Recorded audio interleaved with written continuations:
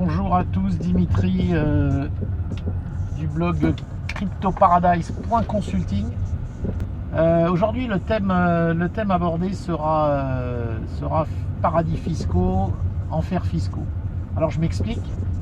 On retrouve très souvent dans la presse, évidemment française, mais aussi européenne de manière générale, et nord-américaine, une critique très violente de tout ce qui est considéré comme un paradis fiscal, c'est-à-dire souvent des petites îles, dont l'île Maurice pourrait faire partie, même si l'île Maurice n'en fait clairement pas partie puisqu'elle n'est pas sur liste grise ou noire de ces paradis fiscaux, mais dans l'esprit d'énormément de personnes en France, il est clair que le fait de ne pas payer autant d'impôts qu'en France est scandaleux par nature.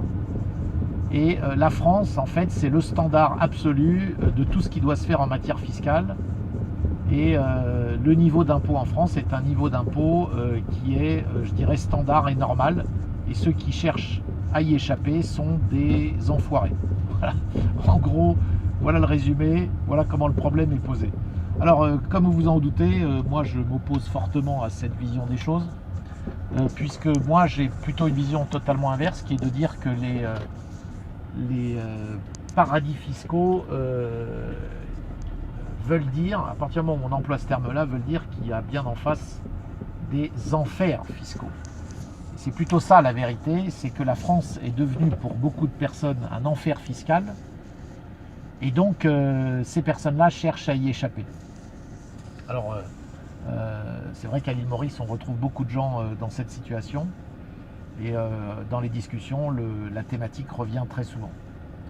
Donc beaucoup de gens ont un sentiment de culpabilité, je vous le dis tout de suite, je ne l'ai pas du tout.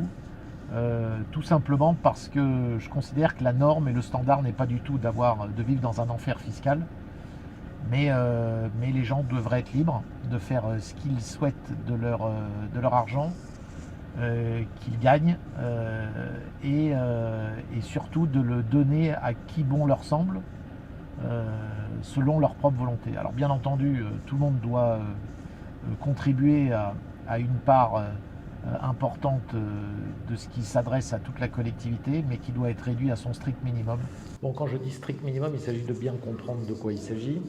On a évidemment le régalien, c'est-à-dire sécurité, défense et justice. Ça, ce sont des choses auxquelles on ne peut pas échapper, auxquelles la collectivité doit répondre.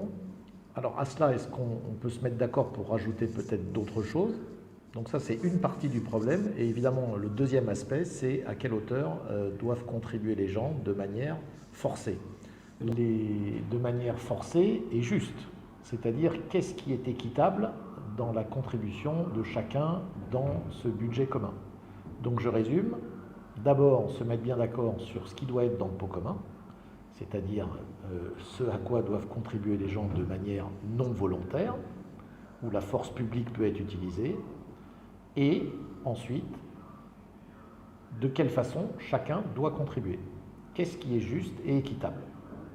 Voilà les deux questions qu'il faut se poser. Et évidemment, la façon dont cela est fait en France et dans beaucoup d'autres pays n'est aujourd'hui absolument pas convenable et ne convient pas à énormément de personnes. C'est donc à revoir. Voilà. Donc je vous dis à bientôt. N'oubliez pas de liker et de vous abonner si ça vous plaît.